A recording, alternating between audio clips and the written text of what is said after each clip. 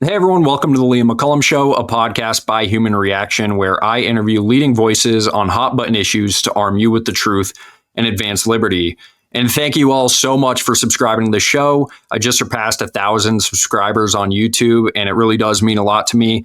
So make sure to subscribe to me on all audio podcatchers and on YouTube.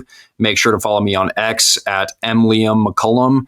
And again, thank you so much. And today I'm speaking with Joseph Solis-Mullen.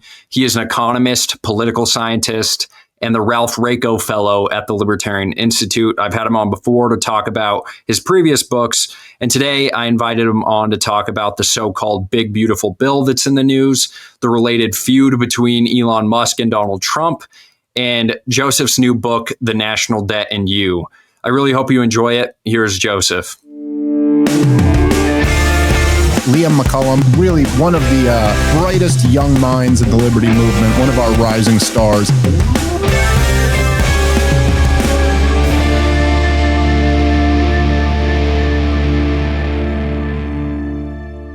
All right. Thank you so much for joining me again, Joseph. I've had you on to talk about your book, The Fake China Threat, and now you've put out this excellent primer on the U.S. national debt. And this topic has sort of been thrust into the conversation right now as this feud between Elon Musk and President Trump has evolved over the past couple of days.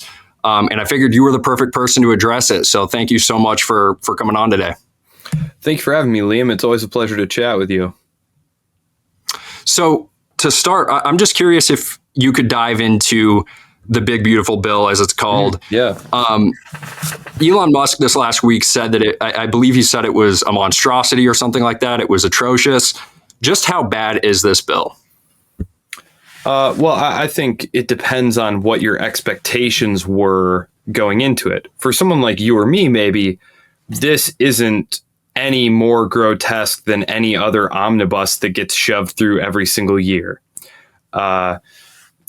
From the perspective of someone who spent a large amount of their time and energy trying to make significant cuts to the size of government spending, this is obviously a major disappointment. So I think probably we were just someone like he and I were operating from a different level of expectation. For me, this is as grotesque as they always are. I mean, you don't get near $40 trillion in debt without major structural issues. This is not the fault of one bill. It's not the fault of last year or the year before. This is the result of total profligacy by Republicans and Democrats. It hasn't mattered who has controlled it. We have had Democrats controlling the White House and both chambers. We've had a Democrat in the White House with mixed chambers. We've had a Republican in control of the presidency with both houses. We've had every possible combination of government over the last 20 years. And the debt has grown every single year. There has not been a balanced budget since the Clinton years. And that was only like for a brief moment. So it's a structural problem. Even before this bill was presented, which the bill will add to the debt, everyone agrees with that. Even allies of the president admit that it will add to the debt. They just trot out the well-worn argument that don't worry, because we are keeping this high level of spending and cutting taxes, it's going to stimulate economic growth to such an extent that we will grow faster than the debt will accumulate. This is obvious nonsense. We've been hearing this for 25 years. That's not going to happen. It looks like it's going to add about $2.4 trillion to the debt. These are fine numbers. I mean, I've seen a little bit lower. I've seen some that are a little bit higher. It's hard to know exactly because there's so much regime uncertainty right now.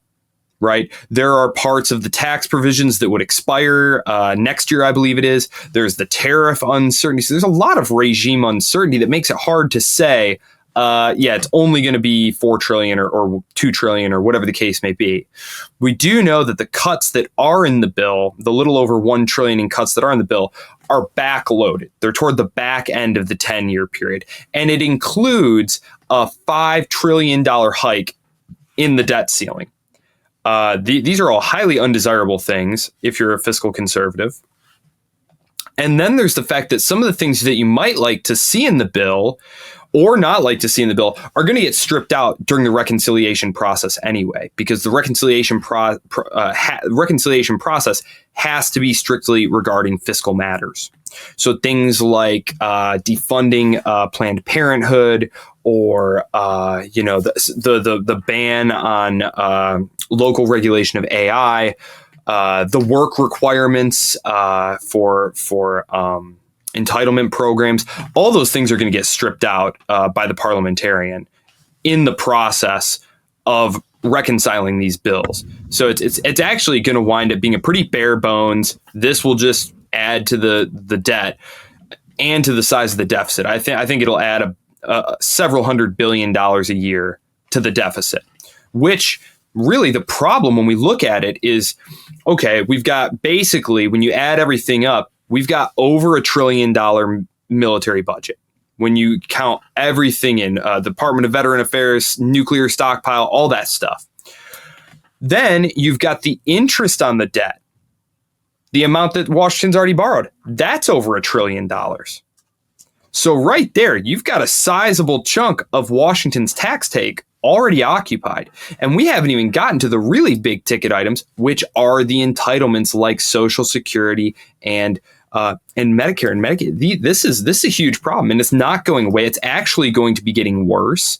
And so there you have it. The bill is obviously a disappointment to someone like Elon, but even when Elon's team and he were doing things, I was unfortunately kind of I wouldn't say critical. I mean, obviously, I like the idea of cutting government spending. You know me. But just, a few billion there, several $100 million there. It's like, guys, we don't need a scalpel. We need an axe or a chainsaw or a hatchet. Like, we've got to take huge chunks out of this thing. Because, as your listeners no doubt know, you are being taxed anyway.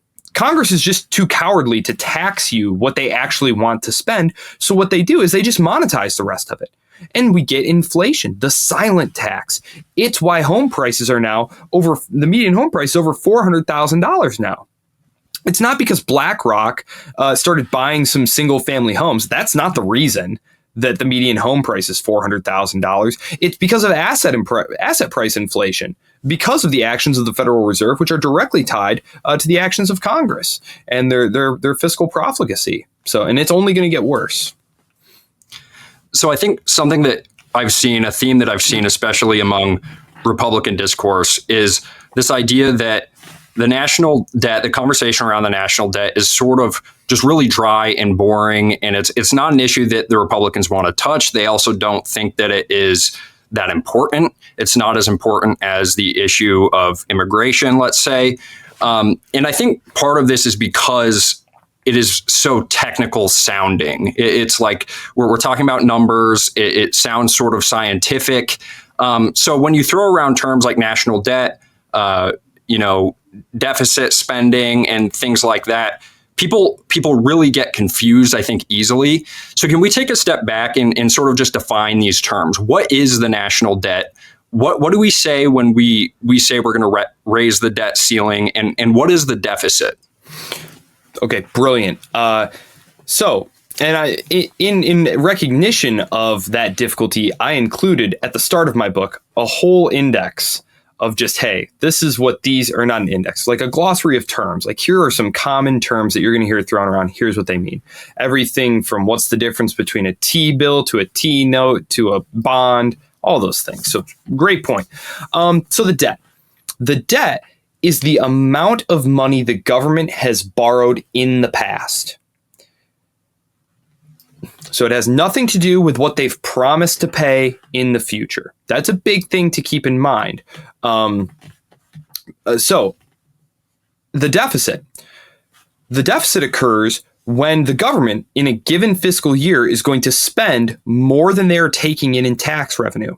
It's like if you or I, we have an income and we have some bills and we want to take a vacation, but that's going to exceed our income. So we take out our credit card and we deficit spend. Now that deficit spending has a cost, of course, and that's the interest rate. So a deficit simply means that you in that fiscal year had to raise additional money to cover what you didn't have in your pockets. And so the government of the United States has, in every year but one for the past like 40 years, run a deficit. And the deficit has grown larger and larger and larger. I remember the first $1 trillion deficit, and people were just horrified for like one news cycle. And then, the sky didn't come crashing down and they just moved on with their lives. And then we hit our first $2 trillion deficit, $2 trillion deficit. I mean, that's so much money. I always try to explain, because I teach economics as well. And I always start by saying, okay, $1 trillion, we can hardly comprehend that. But like, what's the difference between a million and a billion? Basically a billion. What's the difference between a billion and a trillion? Basically a trillion. You need 999 billions to make a single trillion. Like, we are talking about enormous amounts of money, cartoonish amounts of money. And so that's basically what we're dealing with there. So the debt is an accounting of all of the accumulated deficits that the United States has accrued up to that point. It has nothing to do with future obligations. And then it finances those by selling its debt. It basically says, hey, we need to raise $1 million today. And then they'll go to the market and they'll say, who would like to buy some of our debt? We'll pay you 3% interest for the next year, or whatever the case may be. And so that's basically what it is. So you just alluded to the fact that the deficit or the debt is the accumulated amount of the deficits rolled over each year. Correct. So when we're talking about liabilities that have not been funded, really how big is the debt when we look at like this upcoming bill, the big beautiful bill? If this were to pass, how big would the debt as a whole be, including future liabilities? Including future liabilities. The unfunded liabilities, the most conservative estimate that you'll see for unfunded liabilities, that means all the money they've promised to pay retirees and all different benefits into the future, is over $120 trillion. That's not including the $40 trillion that we already have, or the additional $2.5 to $3 trillion that this new bill is going to add over the next decade. And the situation, I've seen much worse estimates that say actually unfunded liabilities are much closer to 150, which would put us basically at 200 trillion with everything added up. And so these are very incredible numbers that we're talking about here. And, even someone like Ron Johnson, senator from Wisconsin, a strong Donald Trump supporter, but someone who's as fiscally conservative as a politician can be, really, unless you're Thomas Massey. I mean, he wrote an op-ed in the Wall Street Journal in May where he said, look, I struggle to support this bill because we're on pace to have $60 trillion in debt by 2035. 2035. It's incredible. But you look at the interest cost being the servicing cost. It means how much of our outlays each year are going to pay the interest on the debt. Just imagine that you racked up tons of credit card debt, and now you're trying to pay down that debt. Let's say you borrowed $10,000, but your interest rates are so high that your monthly payment is not even touching the debt itself. That even if you make your $1,000 a month payment, next month your outstanding debt is more than it was the month before. That's the situation that the United States is getting in. They're making payments on the debt and the number is continuing to rise. And that's the situation that's going to continue unless there are major structural adjustments taken. And you mentioned Republicans don't want to talk about it. Of course not. Of course not, because you've got to touch some of the holiest of holy third rails of American politics here. You've got to go after people's Social Security, which, okay, so no one's going to be happy about that. There's a very small number of people like you and me who are like, great, get rid of it. Stop taking Social Security from me. Fine, you can keep what you had out of me up to this point. Just leave me alone. But there are people who are in their 50s, 60s, 70s who are like, nope, that's my money. I want it. And there are other people who really need it, who are on a fixed income, who are, you know, who would not be able to survive without it. And so it's a very politically tough issue. Republicans and Democrats, neither one of them want to touch that. The defense, we know, Liam, that the Defense Department is going to get its. There's no question there. They will find enemies. The think tanks will publish the papers. They will lobby. The weapons contractors, the military industrial complex will get its. And so what are you left with? You're left with what the Department of Government Efficiency was doing, which was going around and trying to like trim bits of fat off. And it's like, guys, it's right there. It's these 3 big fat pigs, but you can't touch them if you want to stay in office, which they all do. They exist to get elected. That's one of the problems with our system is just the short-term incentive horizons. If I come back to my district and say, guys, you're going to love this. I raised our taxes and I cut a bunch of the funding that was going to come to the school here, you know, versus you go to them and you say, guys, look, I cut your taxes. And you know what? That new football stadium you wanted, I got it. You're going back to Congress. I'm sorry. You are. I'm not. And that's just the way the cookie crumbles. So I thought it was so telling that that Senator Johnson in his Wall Street op-ed kind of gave this like meandering, the wise founders who set up this genius system where decisions would be made locally and at the state level. We can't go back to that, of course. But if we could go back to 2019 levels of spending, that would be great. And it was like, this is what passes for fiscal conservatism. Yeah. If we could just go back to 2019 spending levels. Oh, yes, everything was a panacea then. Yeah, it's ridiculous. And well, and this goes to a tweet that I saw Justin Amash post earlier today where he said that when we're talking, when the Republicans are out here saying that they are actually cutting spending in this bill, what they're referring to is they're reducing the amount of the deficit that otherwise would have been spent. Is that right? Is that the right way to put it? Yes, but that's all going to occur later. And in the meantime, there's going to be a huge lift in the spending cap. So there's going to be very little leverage on anyone who wants to cut spending in ensuing years. And there's the fact that in order to actually believe that that's going to save money, to actually shrink the size of the debt by lowering the size of the deficits, or, you know, slow the rate of increase in the rise in the debt, to be specific, you have to believe the growth story that they're telling you, which is that, don't worry, the economy is going to grow in such a way that this will not matter. And there's just no reason to think that. Actually, I'm sorry to keep picking on Senator Johnson, but he did what everybody does. He says, look at World War II.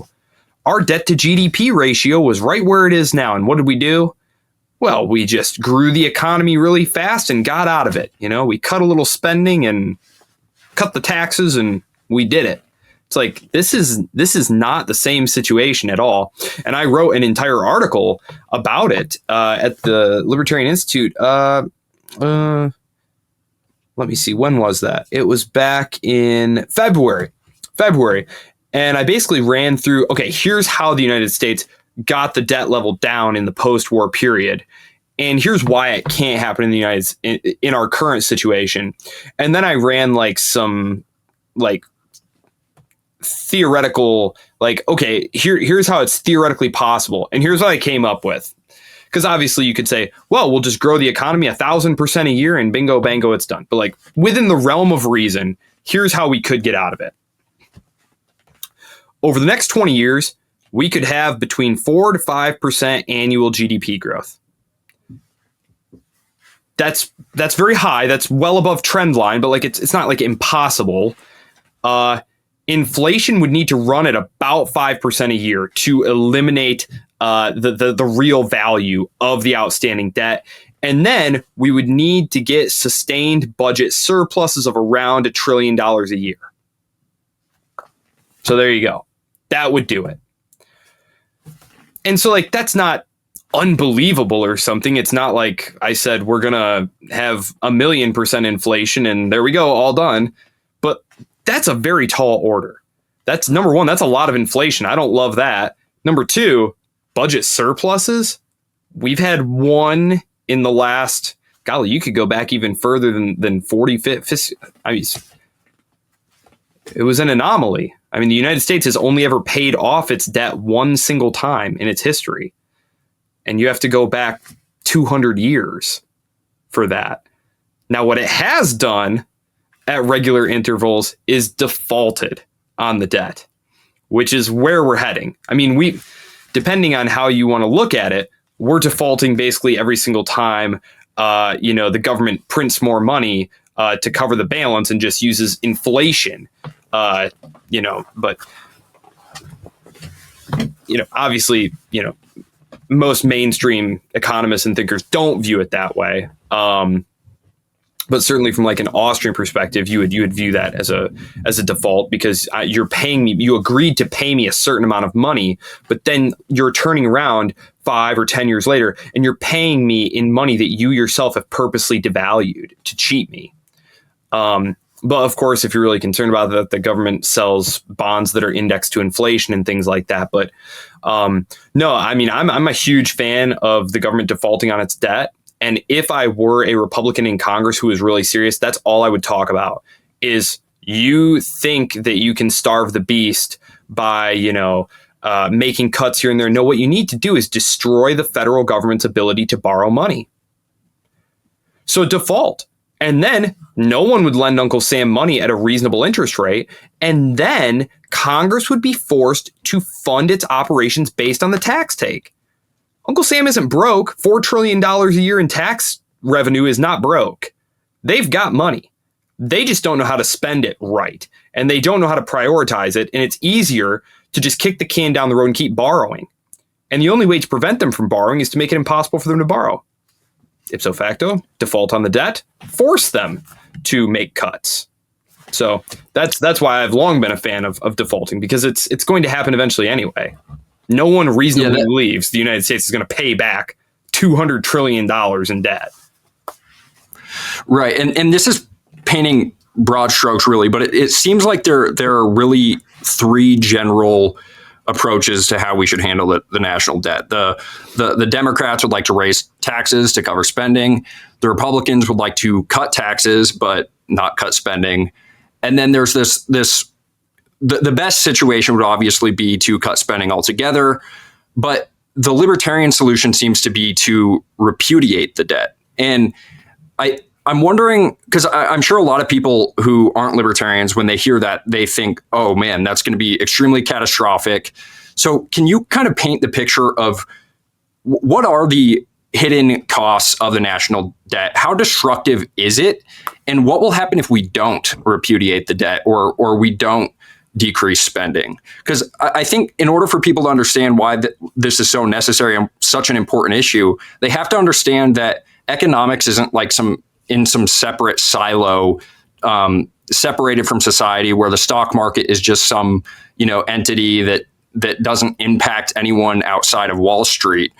They need to understand the actual consequences that it has for everyday families and individuals.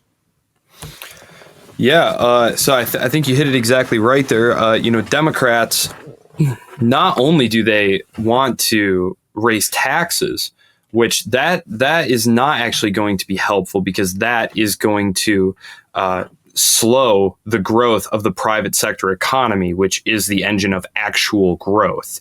So GDP growth will take a huge hit by raising taxes. And actually, the vogue for the last several years among Democrats and in their think tanks and stuff is increasingly modern monetary theory or modern monetary accounting, which basically says that they can spend a lot more than they actually are. So they wouldn't just like to raise taxes, which would be bad. They'd also like to spend more, which would be doubly bad. So terrible. And then on the Republican side, as you said, they would like to cut taxes, which would be good. Generally for private sector GDP growth, all other things being equal. But of course, we do have the debt. So you have to be paying on that. And from their perspective. And of course, they don't have the guts to make the big cuts that you need to make. So yes, and then you wind up in that sort of third way here. So the cost of the national debt, as I mentioned, the national debt is one of the reasons that the median home price in the United States is over $400,000 now. It's because you can't have a national debt like this without constantly growing the monetary base. Constantly growing the monetary base is inflation. And even those who don't accept that definition acknowledge it is inflationary. For an Austrian, that is inflation. But even if you don't accept that view, you admit it is very inflationary. And that's going to raise the cost of assets. That's where it's going to hit absolutely first. And that's why there's been such a gross divergence between the financial economy, things like the stock market, which you see are at record highs, and things like the real economy, things like wages and there's no real connection there between those two things. And a heavily financialized economy that is full of debt, especially government debt, is a big part of that. So there are huge problems with having such a large national debt. Number one is if you intend to pay it down at some point, you're going to have to raise taxes. There's just no other way. And that's going to take money out of the actual economy, the private sector economy, and put it into paying the debt. So essentially, when you borrow money, what you're doing is you're reaching into the future and you're taking value from the future and you're bringing it to the present. Now, that's not necessarily a problem as long as what that money is being used for in the present generates the amount of value that you will need to repay the future. However, as you well know, a lot of the things the government has borrowed this money for, like tons of Middle East wars, did not in fact create any value. The electrical charging network that never got built, or the broadband that never got built. All this money that just never got spent to make the actual things, make productive things. So it's going to be a huge problem. A lot of the money that Washington has spent, that they borrowed and spent, did not create anything productive. And so, yes, when the time comes to drain that money out of the economy to pay off this debt, that's going to be a huge problem. And it's one of the reasons nobody wants to do it. So this is all future taxation, if you assume that they're going to pay it off. I'm trying to think of other things there, like because that is the real problem. If you're an average person, like an average citizen who's got a job and wants to buy a house and just live a normal life, like that is the big problem with the national debt. It is the number one reason, along with the central bank, that the price level keeps increasing and making us all poorer. And it's not to say that the Federal Reserve is strictly speaking monetizing the debt. What they are doing, though, is just under the broad heading of what's called QE, which is quantitative easing. So the Federal Reserve is not supposed to monetize the debt. This is where the government, the Treasury, says, hey, I've got some debt that I want to sell. Debt monetization is when the central bank says, oh, no problem, turns on the money printer, hands it to the Treasury, takes the bonds. They're not supposed to do that. But what they do with QE is they say to one of their dealers, because there are banks who have a legal obligation to submit bids for government debt. Every week during the Treasury auctions, when the Treasury presents their debt, there are certain financial institutions who are legally obligated, because of their relationship with the Federal Reserve Bank, these are the primary dealers, they legally must submit a minimum bid. So this ensures that there's always a market for the treasuries. And then what the Federal Reserve does is they say, oh, those are some nice government bonds you have. May I buy them from you? And the JP Morgan or whoever says, oh, that'd be great. And so then the Federal Reserve goes, prints the money and gives it to, the Mellon Bank or whatever. And that's what's happening there. And of course, there's the Cantillon effect, where that money is going to, as it spreads through the system, the prices are going to go up where it gets spent first. And so, I mean, there are all sorts of distortions in the bond market. that happened, which again, I understand like that's not like a really sexy, interesting topic, but it is important to understand that the Federal Reserve's manipulation of interest rates has very serious long-term effects on the economy. And it's one of the reasons that that asset prices have gone up so much. And when you look at actual stock ownership in the United States, it's actually very concentrated. Maybe if you have like a retirement at work and, you know, a 401k or something, maybe you've got that invested in stocks, but like the actual percentage of Americans who own stocks is very small. And so inflation and financialization, it really benefits that same class, of Wall Street and their donors and of corporate America. And so it's a very incestuous relationship at the top there. And our politics have been very much captured by it. And it's one of the reasons that, you know, about 80% of the country is not experiencing, it's like when the Biden administration was trying to tell people, and the New York Times trying to tell people, don't they understand how great the economy is? It's like, no. Do you like go out? Do you do things? Who was it? It was Trump's commerce secretary the other day was giving a talk and says, you can't tell me that you're feeling these prices at the store. And it's like, you haven't been to tell me right now, what's a gallon of milk cost? You have no idea what a gallon of milk costs. These people are completely detached from the reality that we have to live in. And for the average person, like repudiating the debt would be an excellent, excellent thing.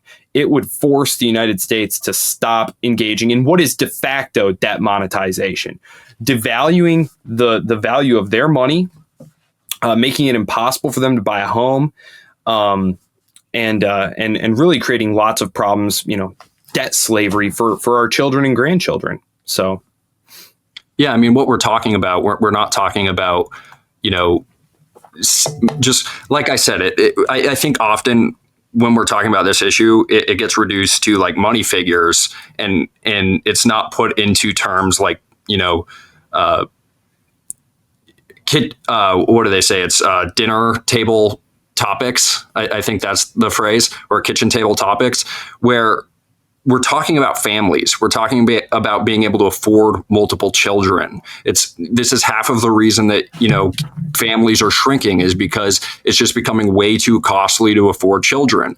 Like inflation is not something that just affects businessmen. It's something that has real consequences on incentives, on behavior, and on culture, and it's ultimately destructive to society. And I think that that's really at the core of why this is so important. And I think Republicans want to reduce it to be this, you know, technical scientific issue when it's really not.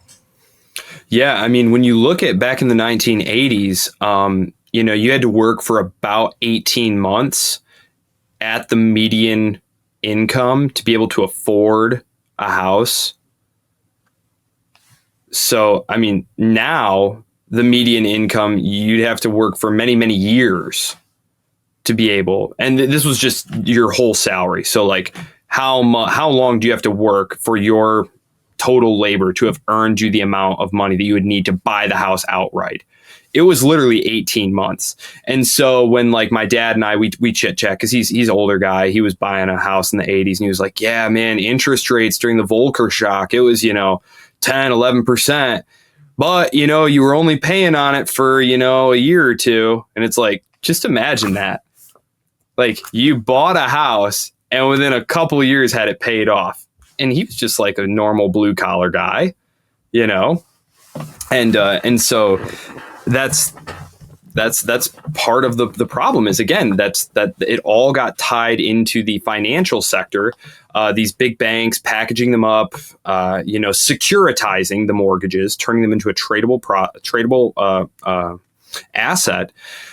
That was very bad. I mean, and there was a whole savings and loan crisis. There are all sorts of different reasons why this happened. It's often interesting because when I teach, the history of the U.S. economy in the 20th century to my students, I try to tell them, like, look, we're going to start right here at the beginning with the beginning of the Federal Reserve System and how it was started and how these things happen, because it's very complicated to try and say, like, okay, so in the 1990s, let's just jump in here and talk about why this is happening, because there were so many different things that had to happen to put us in the situation we are now.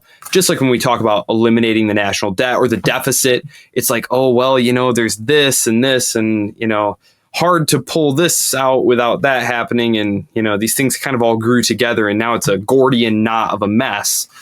Maybe just throw the whole thing away and start over rather than trying to pick it apart and untangle it. And that's kind of where I think we're at with the debt is, look, this has been a generational path of fiscal profligacy that we've been on. The failure of the Reagan revolution, really since the 1980s. I mean, it's gone completely out the window. Murray Rothbard by the early 1990s was writing articles saying like, just forget it, just repudiate the debt. And that's the position that I have as well. It's pointless to keep paying on the debt. If you lent Washington money the way they behave, I just feel like that's what happens. Just imagine this was a business or some entrepreneur coming to you and saying, hey, I want a loan. Now, I haven't had, a positive cash flow in about 50 years. I tend to just love to borrow lots of money, and you go ahead and lend the money anyway. I just feel like buyer beware.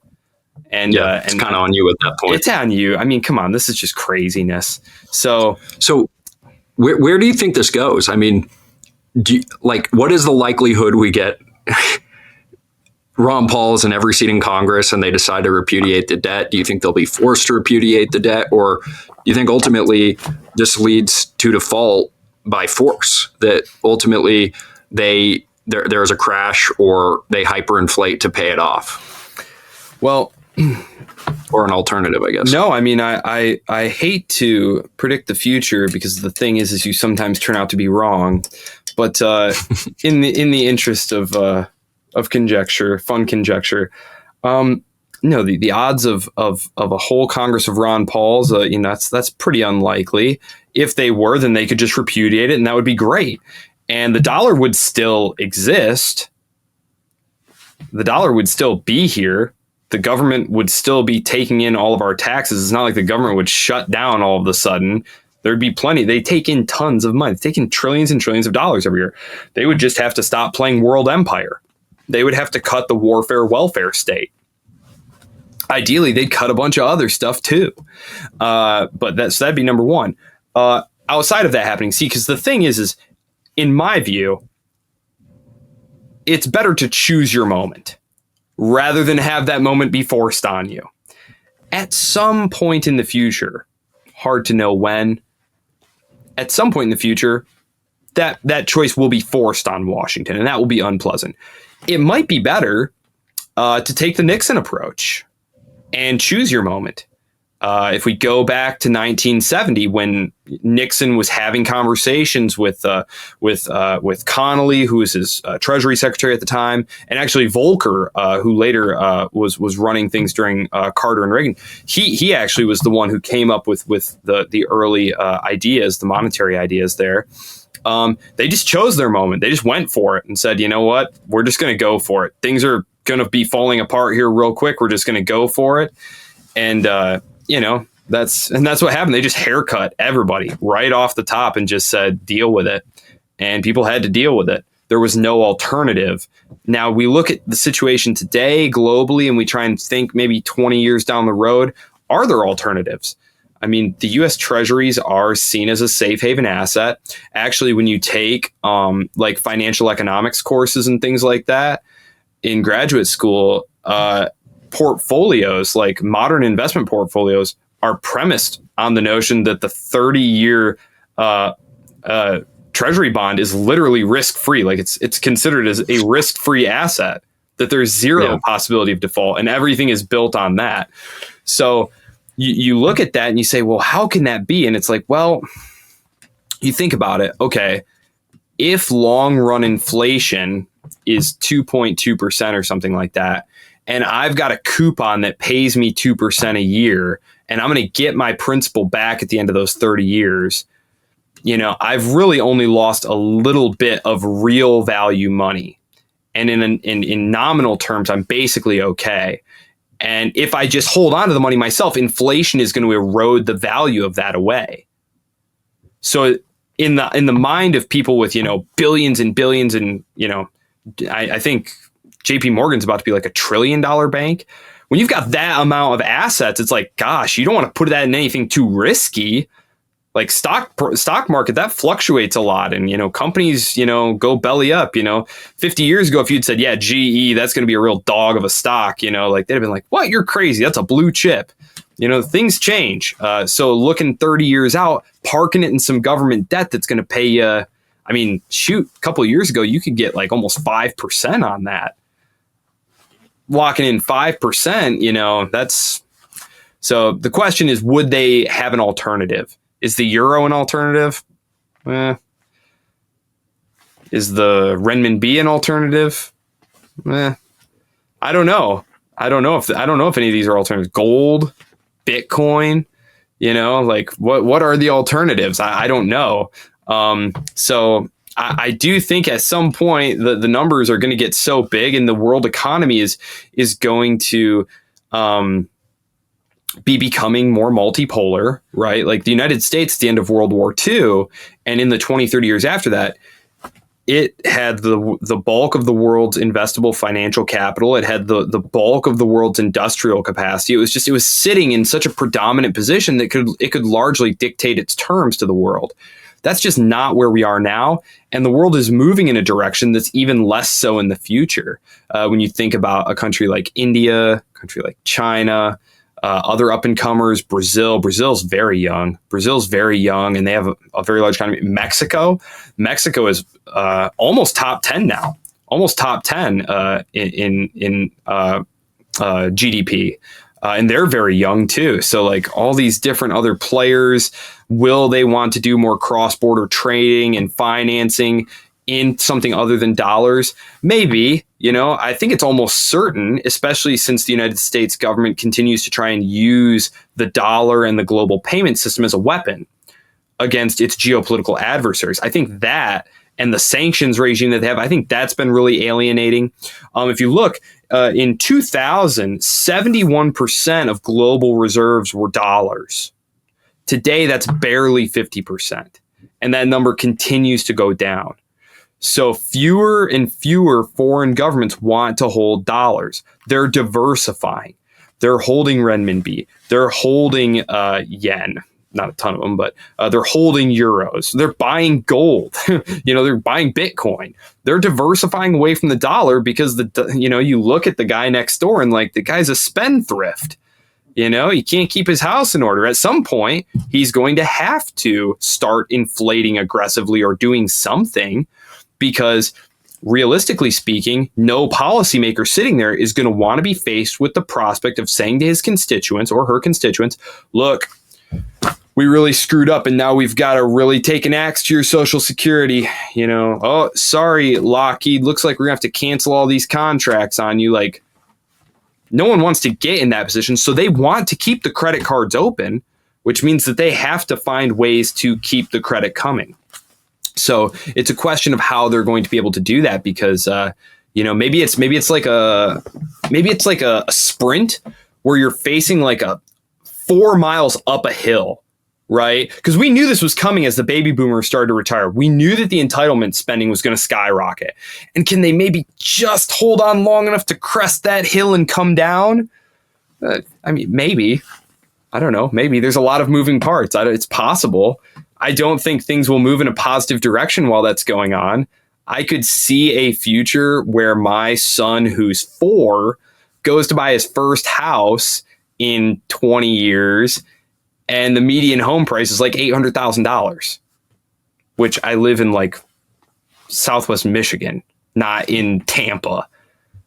But you look around and it's like, my grandparents who my grandpa just recently passed away, but they were selling his house.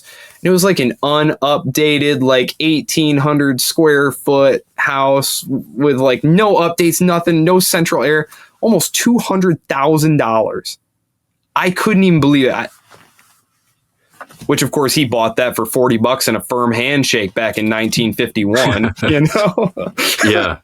But yeah, it's tough. I don't really know any other way to put it. Like, we're in a terrible situation, but the people who could stop this have no reason to try because it will cost them their political life. Right. Yeah. You mentioned, I mean, like the incentives, it's public choice theory. The incentives of these politicians is that they have to get elected every 4 years. So they really have no incentive to go back home and say, look, I cut all these programs. They have all the incentive in the world to just continue to pour spending into these programs. So that kind of leads me to this question of what exactly does constitute the national debt? You've already kind of alluded to it, that it's military spending and entitlements and interest on the debt, but like how much of the national debt is constituted by those things? And if you were in charge and we couldn't repudiate the debt, but we could cut spending, where would you cut first? Oh, let me just take a look at the most current numbers, because I have the book right here, but I was using 2002 numbers because I finished writing the book in early 2023. And so the numbers are a little bit outdated. So I'm just going to take a look here and see what we can find here. It'd be hard to say what percentage of it was exactly that. I mean, we can look at it and say like, okay, the Iraq war cost a few trillion, the Afghanistan war cost a few trillion, and then we can kind of work backwards from that and try and pick apart and say, okay, what percentage of that went towards what? But it's very hard to say. I mean, structurally, you can say that the U.S. government for the period 2008 to 2019 was definitely putting the military budget on the credit card, basically. But then you had a ton of additional spending that came along in really the first Trump administration, and then the Biden administration, and now the second Trump administration. And not all of it was straight spending. Some of it was cuts. But it's really incredible. Even things like now they're talking about like spending even more money on the military to get ready for war with China. So I'd have to take a look and see exactly what percentage of what we borrowed was used for war, or that went directly to the Pentagon. I'd have to take a look at those numbers, but I mean, you can just look and see where we're at now and kind of work backwards from there, with the understanding that it's gotten worse over time. And really, I think the most alarming thing to look at is the interest on the debt. Because if you or your viewers or listeners just on your phone, just pull up a chart of debt service costs to the United States. Actually, I think I have a picture of it right here. Do I have it? I think I have service costs in here, but you'll just see that it's like a straight line just going right up here. I mean, it's straight up going parabolic here. And, yeah, you can see it. I mean, it's just like it's shooting straight up now, and it's only going to get worse. Like that's only a few years right there. So when you pan out and then, go 10 years, like it's going to be going straight up. And that's something where, unless you're going to repudiate the debt, you can't cut it. Like theoretically, you could say, you know what, guys, Ron Paul was right. We can defend this country with a couple of submarines. We're cutting the military budget to $100 billion. Okay, you could do that. You can't turn around and say to your creditors, you know what, guys, I think this next year, instead of paying you $1.5 trillion in interest, I'm going to pay you $100 billion in interest. So this is not a flexible thing, the servicing cost on the debt, and it is growing like gangbusters. I mean, this higher interest rate environment where the U.S. government had to refinance trillions and tens of trillions of dollars in old debt at these higher interest rates. Because you have to think, the Federal Reserve, this is another way the Federal Reserve messing with bond rates, messing with the bond market really, really hurt us. In the aftermath of 2008, the Federal Reserve tried to keep interest rates near zero. They wanted businesses and corporations and individuals and the government to borrow money to stimulate the economy, because that's what orthodox economic thinking tells you to do. However, let's say I mean, if it had all been 30-year debt, maybe that wouldn't have been like the worst thing in the world. But who on earth wants to buy 30-year US debt for 0% yield or like 0.1% yield? Nobody wants to do that. So it was short term, which meant you had to keep refinancing it. Well, as that accrued, then all of a sudden you have this interest rate climate where it's like 5, 6, 7%. Oh my goodness. Now all of a sudden it's not free to borrow money more. Imagine if you had credit cards and they charged you 0.01% interest annually and you're like living it up. This is phenomenal. I love this. These minimum payments are nothing. There's hardly any interest. And then all of a sudden next year you get the new cardholders agreement and they're like, now it's going to be 27% APR. It's like, oh my goodness, I'm sitting on this huge mountain of debt and now I've got to be financing it at this new higher rate. That's the situation we're in now. And that's what really scares me because that's going to compound really rapidly. I mean, it went from being a couple $100 billion to being almost $1.5 trillion in just a few years. And it's going to get really horrifying really fast because there's nothing you can do about it. Like I said, you could cut the military budget. You could cut the entitlement spending. You do a few things like that. You could theoretically, even if it is politically very difficult, but you can't turn to your creditors and say, instead of paying you $3 trillion, think about $3 trillion worth of interest payments. That's coming. That's coming by early 2030. That's going to be on the horizon. Almost the entire tax take of the United States government will go straight to paying the interest, not even the principal, not even the amount we owe. It's just going to be paying on the stuff that Trump and Biden and every single Congress of theirs going back through Obama and George W. Bush just wasted and frivolously spent it all away. Terrible. So, and we have nothing to show for it. I mean, I don't think high-speed rail is a good idea anyway, but like we didn't even get something like that.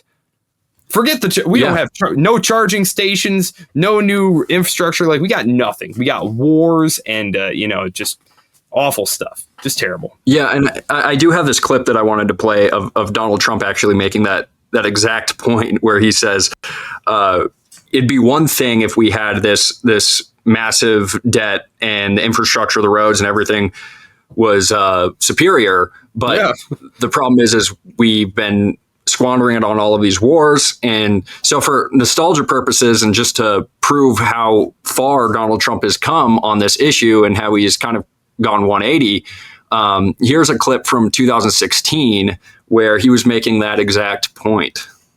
I have a great company. I have a tremendous income.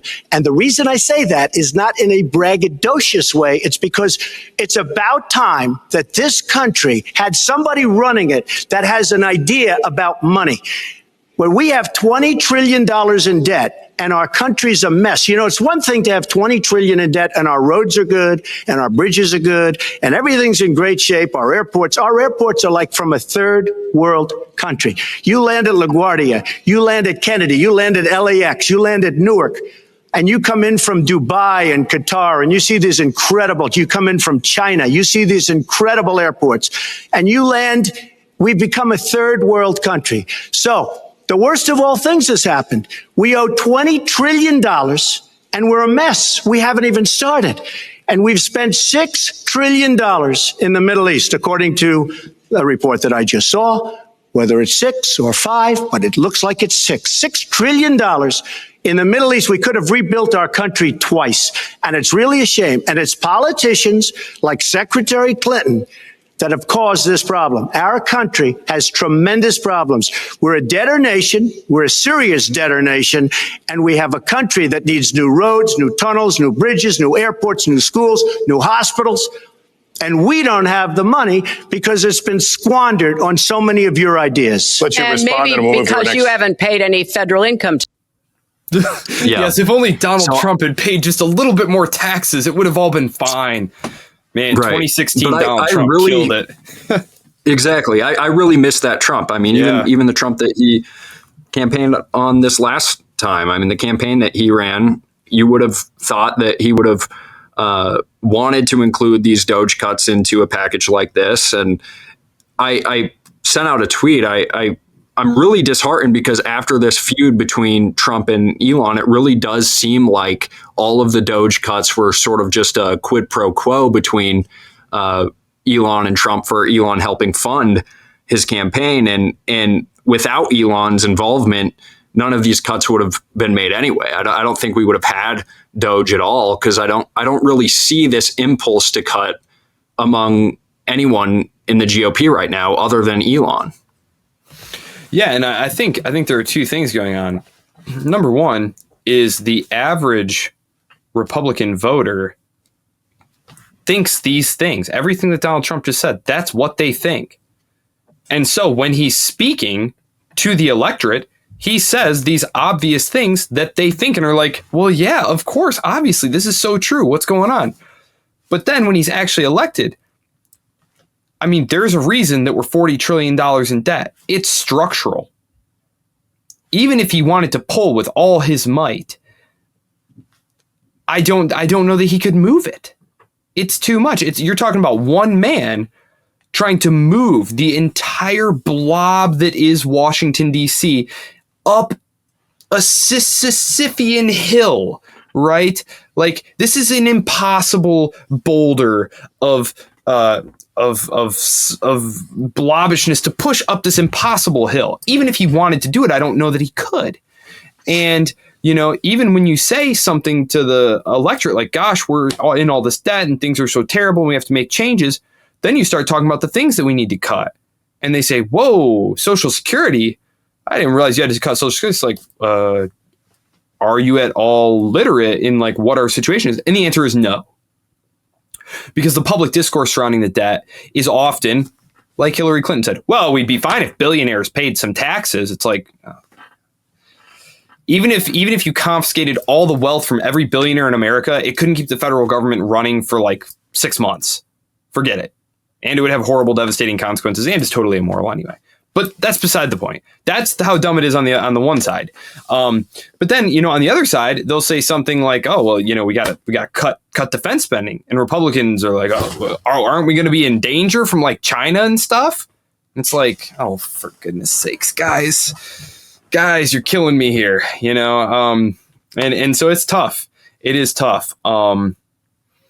And it's just, I mean, Congress is just so awful. I mean, that is really what it comes down to. Yeah. But it's disappointing because Trump, I mean, like the idea that Trump would endorse Lindsey Graham and call for Massey to be primaried when, you know, Donald Trump ran on these issues, he could use the bully pulpit to force Congress his direction. And then if they don't come his direction, weaponize that during the primaries. I mean, it's so baffling to me that he's siding with Mike Johnson, and it seems like he's falling for this idea that this is just the way that it's done. You know, I saw that Mike Johnson put out a video reacting to Elon Musk, and he says this big beautiful bill has been in the works for 14 months, which is proof that it's not Donald Trump's bill. It's Mike Johnson's bill. He's been working on it for longer than Donald Trump's been in office. And so this is just kind of the way that Congress works. This is a machine. And rather than trying to resist it and call it out, he's just kind of giving in. Yeah, and I think it's worth going back to his first term. Even though he knew that we were in huge trouble, he was fine with running huge deficits during his first term. Because I mean, again, it's politics. It's not that he can't make observations about, you know, problems, but then when it actually comes down to it, that's just not the way Washington works. He also doesn't have, I mean, yes, he does have the bully pulpit. He could try that, but he also might lose and be humiliated, you know, and that's not something Trump wants to do. And going against all the Republicans in Congress, basically, like, don't get me wrong, he has a tremendous amount of sway in the Republican Party, of course. I mean, he is the Republican establishment now. And he does like some smart things. Like, I see that he's sidelining a lot of the like super crazy hawkish pro-Israel people who just want him to bomb, Iran and hand half of Syria to Israel. Like, so he's doing some smart things, but like when it comes to the actual like bean counting and nuts and bolts of like budgetary business, you're talking about dealing with hundreds and hundreds of legislators here, some of whom are in very, very secure seats. I mean, Ron Johnson, he's not getting Ron Johnson out of his seat. And, you know, it's going to be tough. It's going to be tough. We'll see. I mean, I struggle to see a way that this bill doesn't go through because they can afford I think 3 or 4 defections. I think. Yeah, because they're using reconciliations. They just need 51. So they could afford a couple of defections here. And JD Vance could even cast the tiebreaker. So, even if someone like, Rand doesn't go for it or Johnson doesn't ultimately go for it, I just don't think there's enough punch in there. It would be great to see this bill get defeated. It really would, because it might be a lesson for Trump. Trump's still in his first year of his second term here. He could get better on these issues. And, maybe a defeat here would be, I think a defeat here would be a very good thing. I never want them to. And hopefully it would force him to reconcile with Elon, but I don't really see that happening after this feud. After Elon, super ugly and personal. Yeah, I saw Tom Woods earlier in the day. I think it was yesterday. Earlier in the day, Elon had retweeted an old tweet of Trump's where Trump is saying that, we can't raise the debt ceiling or something like that. And Tom Woods said, Elon just took it to 11. And then literally like 3 hours later, Elon accused Donald Trump of being on the Epstein list. So it went from 11 to 1,000. From, I disagree with you about the merits of this spending bill to just, that's over now. You should be impeached. Yeah, right. This is over now. That was something. That was something. Yeah, it sure is entertaining. And I don't believe it, but some people are saying there's some 6D chess going on here where, Elon's playing one side, Trump's playing the other, and hopefully the bill does die. And then ultimately they reconcile and come out with a better bill. But just given how personal it got, I don't think there's any way. Exactly. It got way, because at first I was hearing that too, and I was like, that's definitely a possibility there. And then it got, like you said, it got very very uncomfortable. Very uncomfortable. Well, so I have one more question or maybe comment to make here. Yeah. I saw some tweets from some Republicans. I think it was Will Chamberlain in particular, who was talking about how immigration is a far superior issue. And this is sort of the narrative that the national conservatives are taking on. I think, what's his name? Jack Posobiec also was making this argument that, yes, the national debt is very important, but it's not as important as immigration. But I think the issue here is they're missing how interrelated all of this is. As you have laid out, the debt has financed all of this military spending overseas. Military spending is a large part of the debt here. And part of the reason we have this immigration crisis is because of our military intervention overseas. And this is how empires ultimately collapse, is through overexpansion with monetary policy and overexpansion with foreign policy. And some have also made the case that, part of the issue with Rome was also that they had, because they were overspending, they were bringing a lot of immigrants into their military and stuff like that. That's a lot of the narrative that the national conservatives make for why Rome collapsed. So I think the issue here is that all of this is interrelated. It's not that you can just handle the immigration issue by itself. You have to address the foreign policy, which causes these refugee crises. You have to address the national debt, which fuels the foreign policy.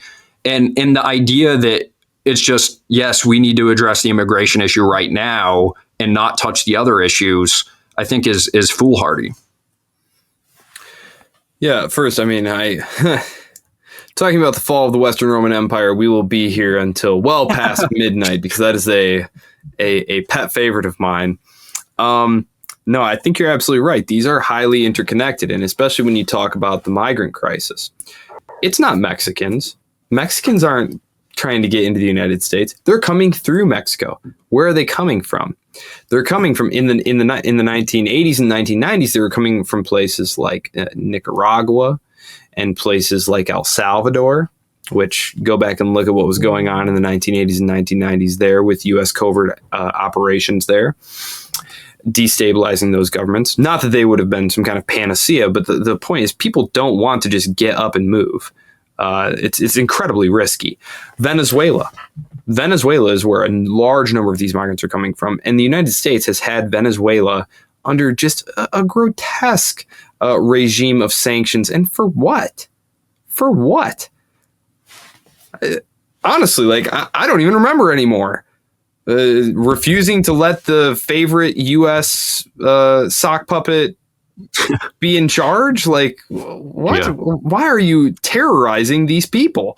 And and as you said, just really quick, as you said, I think the issue here too is there's this paradox where, you know, the dollar has been upheld by the military. Supposedly, it's not backed by oil or gold or anything like that. It's backed by U.S. military might. But there's a paradox where all of this military might and the sanctions regime and all of that is also the very thing that is killing the dollar and pushing people away from the financial system. So it's like they're bought into this idea that U.S. hegemony and I guess having the world reserve currency will exist forever. But it's just not the case. It's the very thing that's destroying hegemony as well. Yes, I think U.S. global military primacy is the idea that upholds the dollar. I think is a well cultivated myth. That is not what made the dollar into the world safe haven asset. There are a number of reasons for that. There was the perception that the United States would not default, that it's highly liquid. There's all these different things that you do need a common currency to ease the costs of cross-border transactions. And if you look at various international currency regimes back through history, it's been typical for one currency to eventually become predominant. Then that government becomes profligate, abuses its position, falls out of favor. A new currency rises simultaneously to take its place. In the last cycle was, of course, the British pound being replaced by the U.S. dollar. And, of course, there are those who today say, you know, the renminbi, the Chinese currency, or, you know, Bitcoin or special drawing, something's going to take its place. And that's certainly possible. But no, just to speak to your point there, though, about the migrant crisis, a lot of the migrants are also coming from sub-Saharan Africa because the war on terror destabilized all those governments there and created mass chaos. And a lot of the migrants who are coming up through Mexico are coming from sub-Saharan Africa. I mean, it's the war, the consequences of the incredibly ludicrous militarized foreign policy of the United States is part of what's driving all of this back home. And so, yes, the idea that you can just seal off the border or something like that's not practical. Like you're not literally going to be able to seal off the border. Like you might be able to slow the amount of people coming in, but it would be better if they never wanted to leave their place of origin in the first place. And that was how it was for a long time. Like the U.S. border with Mexico was scarcely even patrolled in the 1960s, 1970s, 1980s. And you did not have the problem that you have now today. And it's because of, I mean, just look at the migrant flows into Europe that totally destabilized the European Union. Where were they all coming from? They were coming from Iraq and from Libya and from Syria. Oh my gosh, what do all those have in common? You know, we might see a pattern here, but, you know, the costs are not borne by the people who make these policies. And so that's a big problem. And I do think immigration is a good issue for Republicans, but it's not an issue, like you said, that can be handled in isolation. So it needs to be a comprehensive rethink of the American place in the world. Number one, because that's where this starts, is Washington is constantly looking out, needs to be more focused on what's going on internally. So hopefully that's something that can start to happen. I won't cross my fingers on it, but, you know. Well, I think that's a really good place to end it, just with obviously coming back to foreign policy, as we did in our last podcast, as the real problem here, the cause of our immigration crisis and the cause of our national debt, really. So thank you so much for coming on here again. We're going to have you on again soon, I'm sure. But thank you so much. And again, sorry for all the scheduling issues. Oh, not a problem, Liam. It's always a pleasure to chat with you. So take care until we talk again. Where can people find all of your stuff and everywhere you're writing? Yes. So I write a weekly column at the Libertarian Institute on Thursdays. The topics vary. I do, economic analysis, political analysis. I do geopolitical analysis, usually concerned with East Asia, although recently I've been doing a lot of writing on India and Pakistan, or the recent reignition of the Kashmir problem. I also write a couple of monthly pieces for the Mises Institute. Those are usually concerned with like the history of classical liberalism and the work of Ralph Raico and things like that. Who is just a great historian. I highly recommend every Ralph Raico piece. It's incredible. Absolutely. And then other than that, I teach political science and history and economics here in Michigan. And I usually post lectures on YouTube. That's just, if people are interested, it's mostly just for my students, because students miss class all the time. College kids miss class all the time. And instead of them asking me like, hey, what did I miss? Like, just go watch the lecture. So great. Well, thank you so much. And I'll make sure to have all of that linked in the description as well. But like I said, I really appreciate it. We'll have to have you on again soon. Well, thanks. Be well in the meantime, Liam. You too. Thanks for tuning into the Liam McCollum Show, a podcast by Human Reaction. Check out the Human Reaction weekly podcast hosted by Joe Sheehan, David Rand, and Kyle Mack. And make sure to like, comment, and subscribe to both of our channels.